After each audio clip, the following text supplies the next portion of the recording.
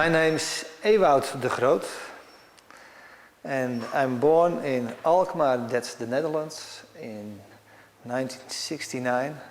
And my hometown is already now for 35 years Egmond on Sea. That's a little coastal town on the ridge of dunes in the northwest part of the Netherlands.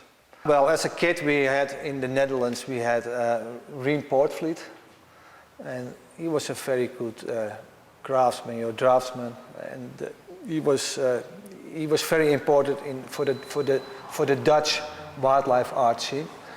But also at the same time it was also like Robert Bateman. He was very inspiring to me. But that's also because we didn't know any other wildlife artists. You know, we didn't see any stuff from the Americas, from North America, for example. So and beside that, and later on I discovered, you know, also through the internet, because we live in the internet age, I discovered many other great American artists I admire, like Bob Kuhn and so on. You know, those people who are actually quite loosely painters. You know, I'm not so much interested in the classical manner of wildlife art painters.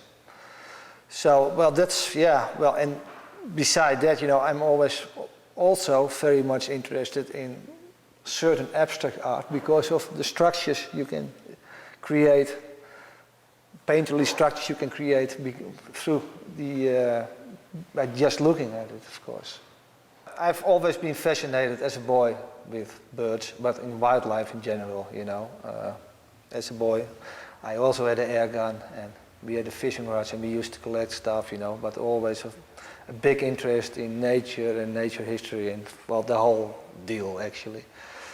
And I used to draw paintings, birds, quite a lot as a kid. But there was, you know, at a certain moment I left it a bit. And when I was in my early 20s, I discovered it again and started painting birds. But mostly, you know, more in a more classic way. So, you know, like these birds are actually painted quite figuratively. It's not much going on the bird itself, but that's what I used to do. I did also lots of bird illustrations, but my work got more free and freer.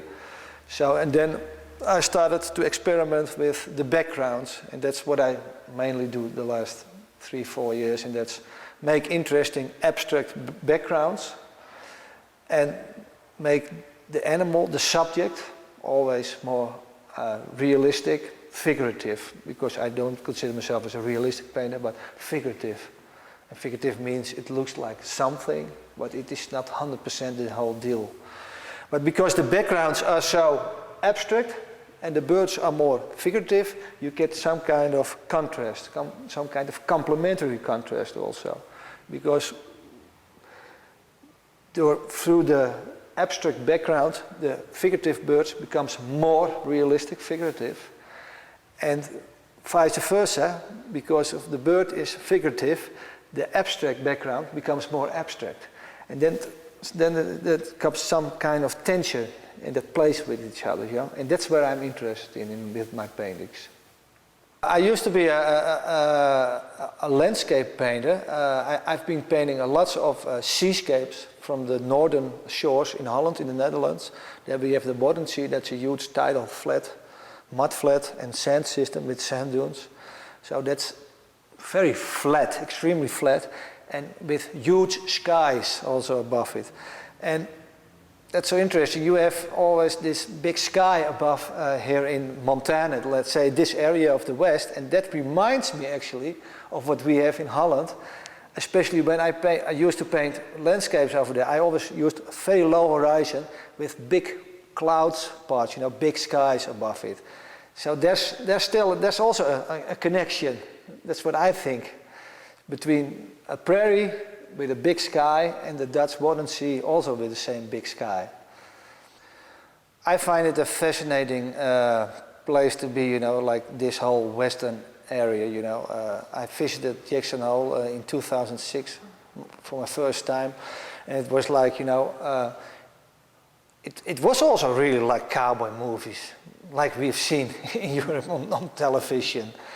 So that was an eye-opener to me, you know, and I immediately fell in love with the atmosphere. That's only what I can say. But why exactly, you know? Yeah, well, why do I like painting birds? Well, I still can't tell. Yeah. But I do. I have already last year started painting mammal paintings because, as I told you, I've started coming here 2006, and since then a couple of times, maybe 2 times a year, but always for a couple of weeks, and I hang around here, and I mean I get so much inspiration. It becomes more and more, but I think my life even now is still too short to paint everything what I have already, you know. All the inspiration I have, you know, I can't just translate it all into paintings. That's already impossible. So, well, I will keep on painting the West. I know that for sure.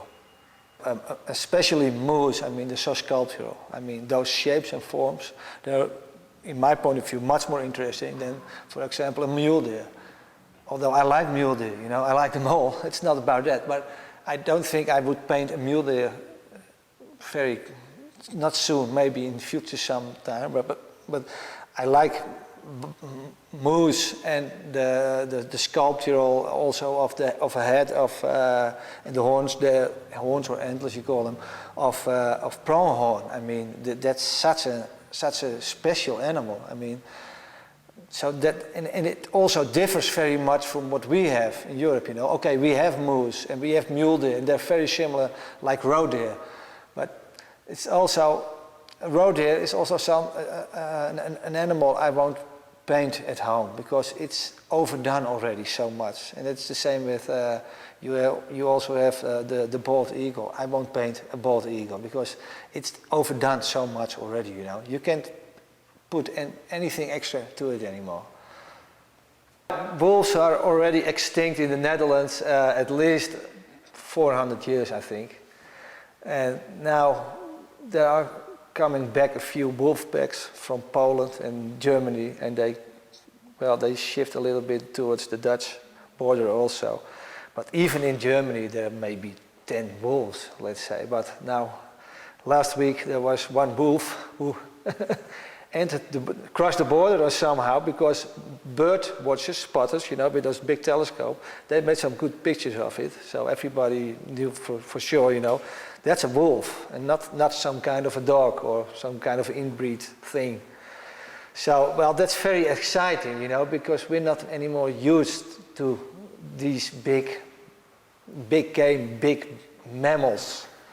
Lately, as you can see with these recent paintings, you can see there's all dots. Those dots are not painted, well, maybe a few, but actually they're just splashes of paint. And because you cannot do this on an easel, well, I can throw paint to it, but it will all drip down. So I put the canvas on the ground when I've already sketched the bird in a way, and then I start dropping with lots of turpentine and sometimes lots of oil, and then you get these interesting structures. So like this is made by turpentine. So it is a kind of watercolor technique what I use. So often I sit on the ground and I think that's very convenient. Just as long the painting is not too big, because you can't look over it. So you have to it needs to be a painting which you can overview when you're still sitting. And with these shapes that's quite possible. So and then I finish it. So every once now and then, you know, people come into my studio, or they are standing in front of my studio, and then they look, and they all look at eye height, and oh, he's not there, but I see some paintings, and they start talking, and then after 5 minutes they discover I'm sitting on the ground, and I'm hearing this conversation. Wildlife art isn't considered very serious in Europe in general, you can say. Less for Great Britain. Great Britain, they still have this sporting scene. But painting animals is a little bit, yeah, well, not taken seriously. The other side, it's getting more and more crowded. I mean, I think Holland is maybe a quarter of Montana, and there live 16 million people in there. I mean, it's an eye-opener for many people, I think, who live in cities, because I think the 20th century is becoming more and more culturally a city kind of culture, not a countryside of culture. And maybe it's a good way, you know, to keep us attached to the outdoors. And I think that's very important.